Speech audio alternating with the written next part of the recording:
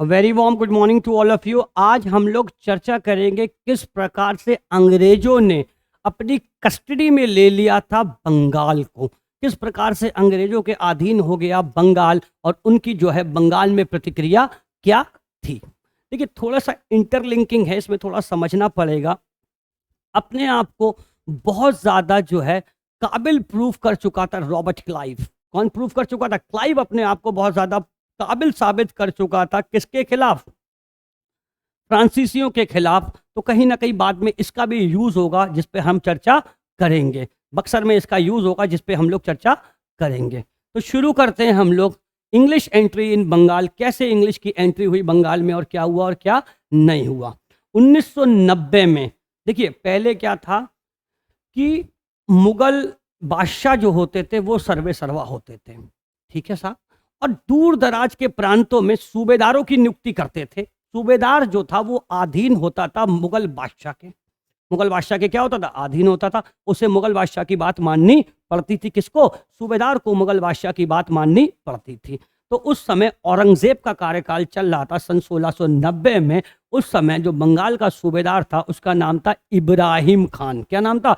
इब्राहिम खान। और इब्राहिम खान ने कहीं ना कहीं अंग्रेजों को न्योता दिया था कि आइए बंगाल में, हमारा बंगाल देखिए कैसा है, आइए हमारे बंगाल में पधारिए, दीदी का बंगाल देखिए कैसा है। अंग्रेज पहुंच गए। जब ये अंग्रेज यहाँ पहुंच गए तो भाई गुलाम टाइप के तो थे ही, चापलूस टाइप के तो बहुत थे। औरंगजेब की जी हुजूरी कर ली, पाँव दबा लिया, अरे सरकार गलती हो गई, ये हो गया वो हो गया।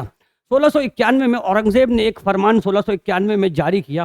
तो बोले ऐसा करो, तुम चुंगी के रूप में, कस्टम के रूप में कुछ पैसा दे दिया करो, एक मुश्त, और जाओ मजे उड़ाओ बंगाल में। बंगाल में क्या करो? मजे उड़ाओ। तुम बस खाली चुंगी के रूप में, जो है ऑक्ट्राइन कहते हैं इंग्लिश में, ऑक्ट्राइन ड्यूटी के रूप में या चुंगी के रूप में 1 साल भर का कुछ पैसा दे दिया करो और जाके बंगाल में क्या उड़ाओ? मौज उड़ाओ। मुगल बादशाह औरंगजेब को कोई दिक्कत नहीं थी। कोई बात नहीं। औरंगजेब मर गया 1707 में और कहीं ना कहीं मुगलों की नींव कमजोर होने लगी। औरंगजेब के बाद बहादुर शाह फर्स्ट यानी कि मौज़म 1712 तक। मौज़म के बाद बैठ गया जहांदर शाह 13 तक। उसके बाद 13 से लेकर 19 तक, 1713 से लेकर 1719 तक मुगलिया तक पे था फर्रुख शियार। मुगलिया तक पे कौन था? फर्रुख शियार, जिसको हम कहते हैं घृणित कायर। घृणित कायर, ठीक है, इसको हम वैसे इंग्लिश में कहते हैं कॉवर्ड। ये कायर था, घृणित कायर। तो अब इस टाइप के लोग जब तख्त पे बैठेंगे तो कोई दिक्कत की बात नहीं है। तो उस समय हुआ क्या कि जो सूबेदार था, कहाँ का सूबेदार था जो बंगाल का, वो था अली वर्दी मुशरत कुली खां। कौन था? मुशरत कुली खां जो था वहाँ का सूबेदार था। तो मुशरत कुली खां वहाँ का सूबेदार हुआ करता था।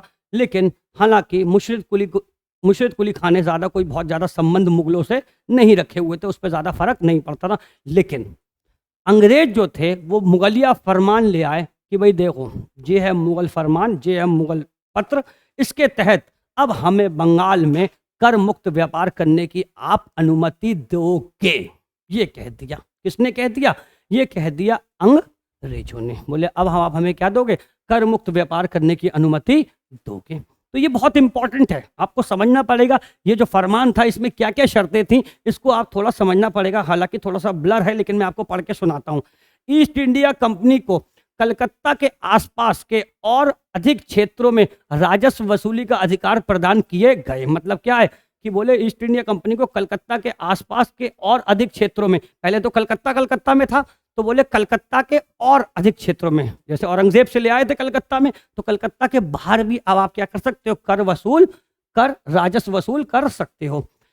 10,000 रुपए सालाना राशि देने के एवज में सूरत के सभी करों से उन्हें मुक्ति मिल गई। बोले भाई सूरत में जो सभी कर थे वो कोई अब तुम पे कर नहीं लगेगा, तुम बस 10,000 रुपए सालाना भिजवाओ। सूरत मतलब गुजरात में। कंपनी को बिना शुल्क दिए बंगाल में मुक्त रूप से व्यापार करने की छूट मिली, जिसके बदले में कंपनी को 30,000 रुपए की एक रकम वार्षिक रूप से अदा करनी थी। बंगाल के लिए 30,000 डिसाइड करे गए। बंगाल के लिए कितने करे गए? 30,000 रुपए, जबकि सूरत के लिए केवल 10,000 रुपए। बंबई में ढाले गए कंपनी के सिक्कों को पूरे मुगल साम्राज्य में वैधता प्रदान करने की भी घोषणा की गई। बोले कंपनी जो सिक्के बना रही है कंपनी क्या बना रही है? जो कंपनी जो सिक्के बना रही है बंबई में, वो पूरे कहाँ चलेंगे? मुगल साम्राज्य में चलेंगे। कंपनी के हैदराबाद के पुराने विशेषाधिकार को बनाया गया, उसके क्षेत्र में उन्हें कर छूट दी गई। तो देखिए इतनी जो है फैसिलिटीज कंपनी को दे दी गई, किसने? फारूक शयार के मुगलिया फरमान ने। मजा आ गया भाई, फारूक शयार के मुगलिया फरमान से इन्हें क्या आ गया? मजा आ गया। अब थोड़ा समझ लीजिए, कभी कभी पेपर में पूछ लेता है नवाबों की सीक्वेंस, बंगाल के पूछ लेगा कभी कभी एग्जाम्स में। तो सबसे पहले जैसे मैंने आपको बताया मुर्शिद कुली खां, पहले तो ये क्या बन के पहुंचा था? सूबेदार बन के पहुंचा था। ये नवाब बना है कब? 1717 में। 1717 में नवाब बना मुर्शिद कुली खां। उसके बाद शुजाउद्दीन कौन बना? मुर्शिद तुम्हें सुजा देंगे, मुर्शिद तुम्हें मारते मारते क्या करेंगे? सुजा देंगे। उसके बाद बना शुजाउद्दीन और उसके बाद बना सिराज खान। ये ज़्यादा नहीं चल पाए सिराज खान, एक ही साल चला क्योंकि ये बड़ा बदमाश था, ये केवल एक ही साल चला, शराब वराब ज़्यादा पीता था सिराज खान। उसके बाद अली वर्दी खां। उसके बाद कौन आया? अली वर्दी खां। उसके बाद सिराजुद्दौला। कौन आया? सिराजुद्दौला। मीर जाफर। और उसके बाद हमें देखने को मिलता है मीर कासिम। उसके बाद हमें कौन देखने को मिलता है? मीर कासिम। तो देखिए कौन था पहले? पहले मुर्शिद कुली खां, एम मुर्शिद कुली खां। मुर्शिद तुम्हें सुजा देंगे, शुजाउद्दीन, फिर सिराज, फिर उसके बाद अली वर्दी, फिर उसके बाद आपका आएगा सिराजुद्दौला, उसके बाद मीर जाफर और उसके बाद मीर कासिम। इस सीक्वेंस को याद रखिएगा, कभी कभी वो आपसे पेपर में पूछ सकता है कि नवाबों के बंगाल की सीक्वेंस को आप ठीक से लगाइए। आगे चलते हैं। बंगाल की इतना मतलब क्या था कि बंगाल में इतना माल था और बंगाल जो है, लोग बंगाल की तरफ अंग्रेज ललायत क्यों थे? देखिए मराठे से इधर के प्रोविंस लड़ रहे थे, मराठे इधर जूझ रहे थे, ठीक है, कहीं ना कहीं लड़ाई चल रही थी और बंगाल के पास जो है दीवानी रेवेन्यू कलेक्ट करने के स्रोत भी बहुत बड़े थे, जैसे बंगाल, बिहार, उड़ीसा, जो कि बहुत बड़े प्रांतों से बंगाल वाले क्या करते थे? कर इकट्ठा करते थे। दूसरी बात, ये लड़ाई लड़ाई भी नहीं करते थे, इनका कोई मतलब नहीं था। मराठे और राजपूत यहाँ लड़ लड़ के मरे जा रहे हैं, वो वहाँ अपने शांति से पैसे को क्या कर रहे हैं? इकट्ठा कर रहे हैं। इसीलिए अंग्रेजों को कहीं ना कहीं क्या लगता था कि बंगाल में हमारा काम बन सकता है। ठीक है साहब। मुर्शिद कुली खां से लेकर अली वर्दी खां तक, मुर्शिद कुली खां से लेकर कहाँ तक? अली वर्दी खां तक सभी लोग दबे सुर में आराम से क्या करते रहे? अंग्रेजों से कर की डिमांड करते रहे। लेकिन अंग्रेज तो वही बात कहते रहे कि भैया ऐसा है, हमें तो 30,000 रुपया सालाना में बंगाल में मुक्त व्यापार फरमान, याद करिए, बंगाल में मुक्त व्यापार करने की क्या मिल गई है? अनुमति मिल गई है। तो अब तुम ज़्यादा हमसे करवर मांगो ना। कोई बात नहीं साहब, ऐसी कहानी चलती रही। मुर्शिद कुली खां से लेकर अली वर्दी खां तक कोई कर इकट्ठा नहीं हुआ। बात करते हैं अली वर्दी खां की। अली वर्दी खां बेसिकली ब्रेव था, महान भी था, स्ट्रांग भी था, लड़ाका भी अच्छा था, मराठों से लड़ा भी खूब। कौन? अली वर्दी खां। लेकिन हुआ क्या कि अली वर्दी खां के जो था, क्या था, कोई इसकी जो है लड़का नहीं था। अली वर्दी खां का कोई क्या नहीं था? अली वर्दी खां का कोई लड़का नहीं था, इसके लड़कियां ही लड़कियां थीं। इसकी 3 लड़कियां थीं। किसकी? अली वर्दी खां की 3 बेटियां थीं। 3 बेटियों में से सबसे छोटी बेटी का लड़का था सिराजुद्दौला। सिराजुद्दौला सबसे छोटी बेटी का, सबसे छोटी पुत्री का इसके लड़का था सिराजुद्दौला। तो सिराजुद्दौला की ये बात हुई कि सिराजुद्दौला ही तख्त पर बैठेगा अली वर्दी खां के बाद। लेकिन लोगों को तो ये बात हजम हो ही नहीं सकती कि कैसे बैठेगा, क्योंकि भाई बेटियां और भी हैं ना। तो जो पहले नंबर की बेटी थी, उसके लड़के का नाम था शौकत जंग। समझ रहे हैं? इसकी जो बड़ी वाली बेटी थी, उसके लड़के का नाम था शौकत जंग। और शौकत ने इन्हें चैलेंज कर दिया। शौकत ने क्या कर दिया? इन्हें चैलेंज कर दिया। बोले हम तुमको क्या करेंगे? काटी काटी कर देंगे, तुम्हारे बदन का क्या कर देंगे? काटी काटी कर देंगे। तो सिराज ने कहा चलो देखते हैं कौन किसका काटी काटी करते हैं। और इन्होंने मनिहारी का भेष बनाया, ये गाना नहीं, मनिहारी का भेष बनाया। और इन्होंने जब बैटल ऑफ मनिहारी में, कौन से बैटल में? बैटल ऑफ मनिहारी में शौकत जंग को हरा दिया। पूछ सकता है। देखो अब मेरी बात समझो, भूल जाओ यार प्लासी बक्सर कितनी बार पूछे। एक बात समझो, 1757 प्लासी 1764 बक्सर, प्लासी, बक्सर, प्लासी। अरे कितनी बार यार, तो यूज टू हो गए क्वेश्चन, हजारियों बार एक क्वेश्चन नहीं आ सकता है यार। पूछ सकता है आपसे कि मनिहारी के युद्ध में, किस युद्ध में? मनिहारी के युद्ध में सिराज उद दौला ने किसे हराया था? तो शौकत जंग, जो बड़ी बेटी का लड़का था उसका नाम क्या था? शौकत जंग को हराया था। किसमें? 1756 में। समझ में आया? 1756 में। सिराज तेज आदमी था। सिराज क्या था? तेज आदमी था। उधर कार्नेटिक युद्ध चल रहा था, किसका? फ्रांसीसियों का और अंग्रेजों का। तो इसने किलाबंदी चालू कर दी कलकत्ता की। कलकत्ता की क्या चालू कर दी?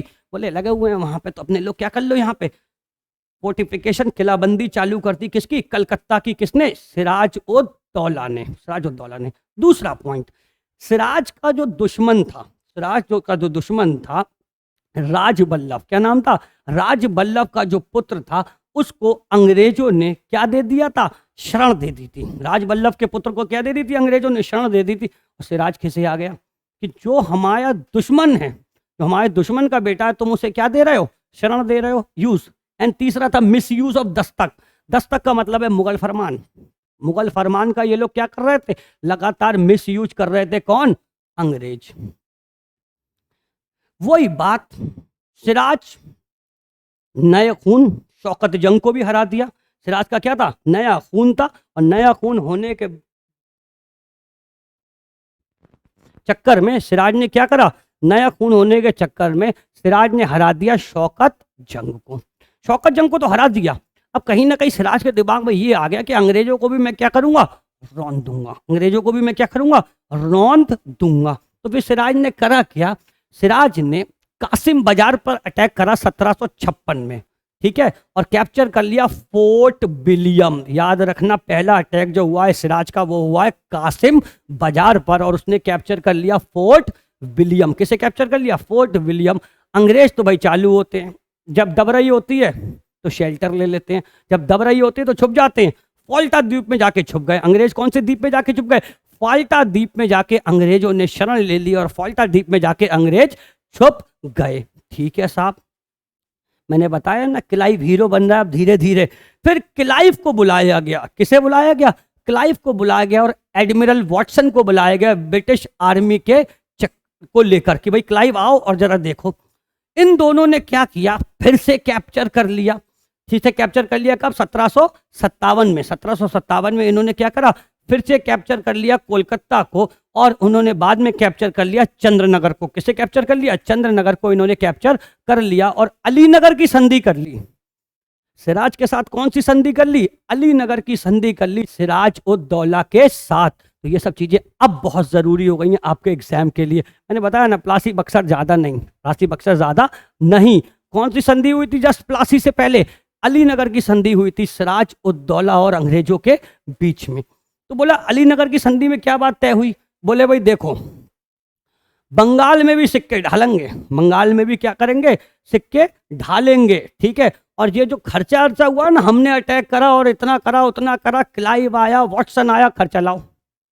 ये जो वॉर इंडेमनिटी हुई है ना, वॉर में जो क्षति हुई है हमको दो। हमें वॉर की क्षति चाहिए, हमें वॉर की क्या चाहिए? क्षति चाहिए। तो सिराज की उंगली तो दबी हुई थी, सिराज बोला भैया क्षति क्या करो? ले लो। क्या करो? ले लो, ठीक है। और इसी कारण को अलीनगर की संधि को ही अलीनगर की संधि को ही अंग्रेजों ने एकदम इमीडिएट कॉज, आकस्मिक कारण बनाया प्लासी के युद्ध के लिए, इसको यूज करा। हालांकि गलती अंग्रेजों की थी, लेकिन फिर भी कारण बना के किस पे युद्ध कर दिया? युद्ध कर दिया सिराज पे। सिराजुद्दौला मीर जाफर, ये कौन है? मीर जाफर, ये इनके मिलिट्री कमांडर थे। सिराजुद्दौला के कौन थे? मिलिट्री कमांडर थे मीर जाफर। मीर जाफर तो था मिलिट्री कमांडर किसका? सिराजुद्दौला का। अब मिलिट्री कमांडर अगर राजा बन जाए तो बात दूसरी ही है। अंग्रेज तो अंग्रेज होते हैं। जाफर साहब, बोले जी साहब। बोले राजा बनोगे? बोले मैं? बोले हाँ तुम। बोले आपको क्या चाहिए? बोले कुछ नहीं, आपकी सेवा में रहेंगे। आप राजा बनो, हम आपकी सेवा में रहेंगे। बरगला दिया अंग्रेजों ने किसे? मीर जाफर को। जाफर तो हीरो किस्म का आदमी है। अरे राजा हम हैं क्या? सिपे सेलार। अरे वाह, मजा आ गया। बोले साहब बनाओ, जैसा आप करोगे और जैसा आप कहोगे, हम तो झंडा लिए आपके पीछे चल रहे हैं। अब साहब क्या हुआ? 1757 में युद्ध हुआ प्लासी का। 1757 में युद्ध क्या हुआ? प्लासी का।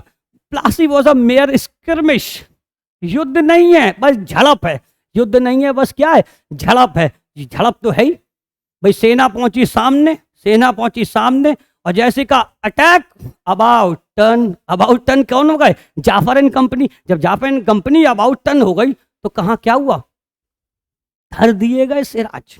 सिराज क्या कर दिए गए, धर दिए गए। हुआ क्या, जाफर ने सिराज को समझा दिया, निकल लो तुम यहाँ से, मैं देख लूंगा, तुम निकलो यहाँ से। और लास्ट में खुद के बेटे ने ही जाफर के कहानी खत्म कर दी, किसकी, सिराज की। सिराज की कहानी खत्म कर दी किसने, मीर जाफर ने। अब साहब तख्त पे कौन बैठ गए, जाफर। तख्त पर कौन बैठ गए, जाफर। और बंगाल में भेजा गया किसे, रॉबर्ट क्लाइव को। बंगाल में किसे भेजा गया, बंगाल में भेजा गया क्लाइव को। और क्लाइव ने अपना रंग दिखाना चालू करा, कहाँ, बंगाल में। बोले भैया ऐसा है, मुख्य व्यापार करेंगे बंगाल, बिहार और उड़ीसा में। बोले जो हुजूर सरकार, आपका ही है बंगाल।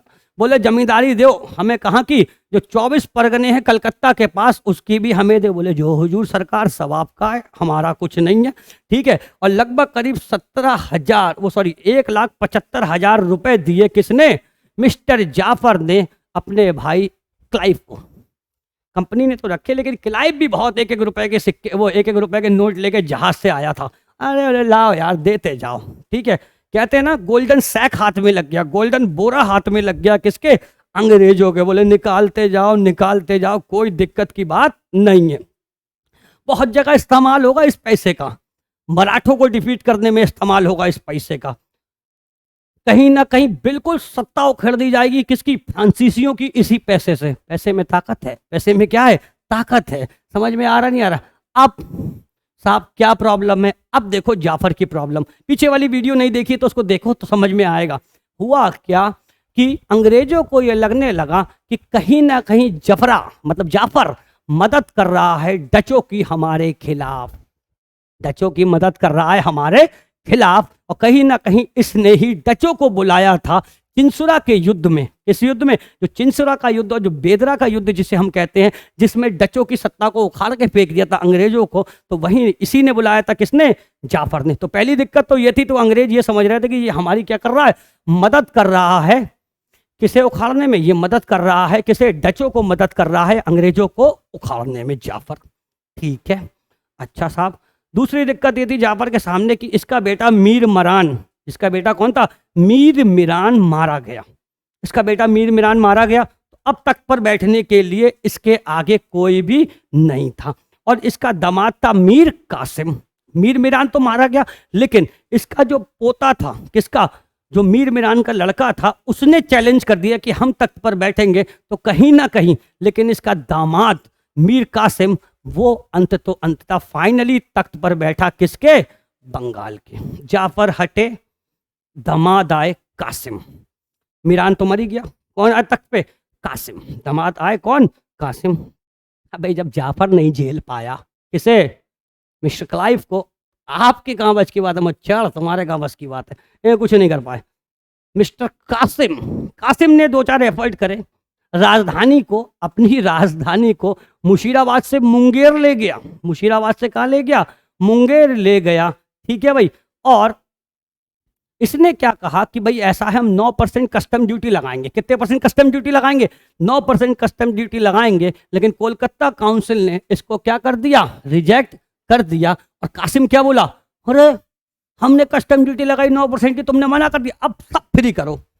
बोले मेरा नहीं तो किसी और का भी नहीं, तोड़ देंगे। बोले सिमरन तुम मेरी नहीं, वो किसी और की भी नहीं होने दूंगा, इस टाइप का ऑल बिला बिला। बोले क्या करूंगा, बोले अब तुम समझे कि देखो भैया, तुम अगर कस्टम ड्यूटी नहीं दोगे 9%, तो सारे भारतीय मुक्त व्यापार करेंगे बंगाल में। अंग्रेज साइड ओके, मुक्त व्यापार करेंगे, अब तुम ही मुक्त नहीं रहोगे। मुक्त व्यापार तो बाद में करेंगे, पहले तो तुम ही मुक्त नहीं रहोगे, तुमसे निपटा जाएगा। अब क्या हुआ, कासिम ऐसा नहीं था कि सीधे बक्सर में जाके ही लड़ा, अंग्रेजों से पहले ही 3 बार मुंह खा चुका था। कौन, कासिम। यही पूछेगा पेपर में। अब मैंने कहा ना, बक्सर प्लासी भूल जाओ, 1663 में कहावा में, 1663 में कहाँ, कहावा में, सॉरी 1763 में कहावा में जुलाई में, उसके बाद गिरिया में, ये सब बंगाल में है। कौन कौन, ये तीनों जगह जहाँ युद्ध हुआ है वो तीनों कहाँ है, बंगाल में है। कहावा भी बंगाल में है, गिरिया भी बंगाल में है, और उसके बाद राजकमल क्या हुआ, ये तीनों याद रखना, कहावा गिरिया राजकमल, KGR, कहावा गिरिया राजकमल, ये पूछेगा पेपर में यार, अब अक्सर अक्सर भूल जाओ अब तुम। कहावा गिरिया और राजकमल में तीनों जगह हराया किसे, सिराज को, ब्रिटिशर्स ने। और क्या हुआ उसके बाद, वो भाग गया कहाँ, मुंगेर की तरफ, मुंगेर से पटना, और पटना से होते हुए ये कहाँ पहुंचा, अवध। पटना से होते हुए कहाँ पहुंचा, अवध। 3 जगह हारा, पहले कहावा में हारा, फिर गिरिया में हारा, फिर राजकमल में हारा, और फिर जो पटना से होते हुए अवध, मतलब आज का लखनऊ, पहुंच गया लखनऊ। अब दिल्ली की हालत क्या है, पहले आप ऐसा समझो, भारत की पूरे की हालत क्या है।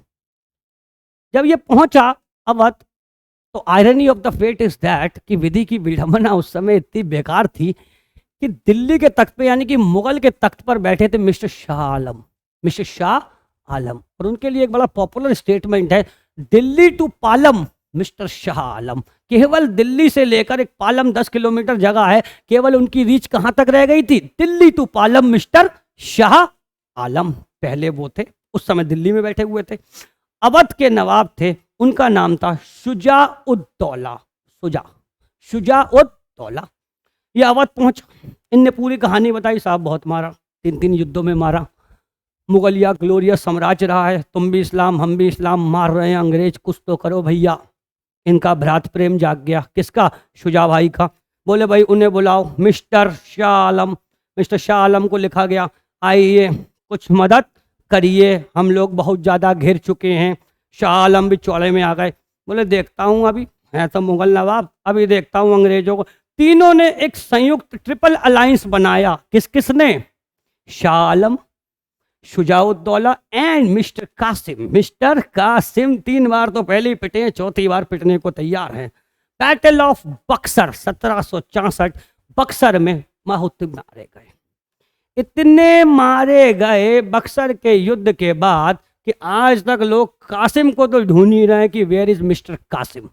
रियलिटी में ढूंढना, कासिम पता ही नहीं कहाँ भाग गया, कासिम के बारे में कुछ पता ही नहीं लगा कि उसके बाद कासिम कहाँ भाग गया, कासिम दिखा ही नहीं, कासिम हो गया 9-2-11। कोई बात नहीं। देखो अंग्रेजों की एक बहुत बढ़िया बात है, मारते अच्छा है, सहलाते उससे भी अच्छा है। ये नहीं कि मारे पड़े, पहले मारते हैं और फिर आराम से आदमी को पट्टे में लेते हैं, मरहम लगाते हैं, फिर मारते हैं, फिर मरहम लगाते हैं। ये नहीं कि मारे जा रहे हैं या मरहम ही मरहम, तो मारा फिर मरहम लगाया, मारा फिर मरहम लगाया। पहले तो बक्सर में खूब मारा, दे थप्पड़ दे लाते, सब चित्त कर दिया, खत्म कर दी इन तीनों की, बिल्कुल सांसें उखाड़ ली। बक्सर का युद्ध एक निर्णायक युद्ध रहा, बक्सर का युद्ध, और यहां से कंपनी बन गई किंग मेकर, क्योंकि अब बक्सर के युद्ध के बाद होगी इलाहाबाद की संधि। कौन सी संधि होगी, इलाहाबाद की संधि होगी। क्या होगी, इलाहाबाद की संधि होगी। मैंने बताया था जाफर से बड़ा माल लेके क्लाइव निकल लिया था, जाफर से बड़ा माल लेके कौन निकल लिया था, क्लाइव निकल लिया था। अब जैसे ही क्लाइव वापस आया 1765 में, जाफर तो मर चुका था। कौन मर चुका था, जाफर मर चुका था। उसके बाद निजामुद्दौला बंगाल के तख्त पर बैठा था। कौन बैठा था, बंगाल के तख्त पर बैठा था निजामुद्दौला। ठीक है भाई, क्लाइव ने क्या कहा कि भाई ऐसा है, आर्मी उर्मी अब तुम खत्म करो, तुम्हारी आर्मी अब तुम क्या करोगे आर्मी उर्मी रख के, अभी इतने मारे गए हो, अभी इतने पहले गए, होंक दिए तुम, नहीं अभी है तुम्हें इतना भयंकर, अब तुम आर्मी उर्मी दो हटा, तुम्हारी आर्मी उर्मी की जरूरत नहीं है, तुम आर्मी करो खत्म। और एक पद सूबेदार का हम यहाँ नियुक्त कर रहे हैं, जो मुगल कोर्ट को रिपोर्ट करेगा, वो था रेजा खान। कौन था, रजा खान था, जिसको अपॉइंट किया। ठीक है साहब।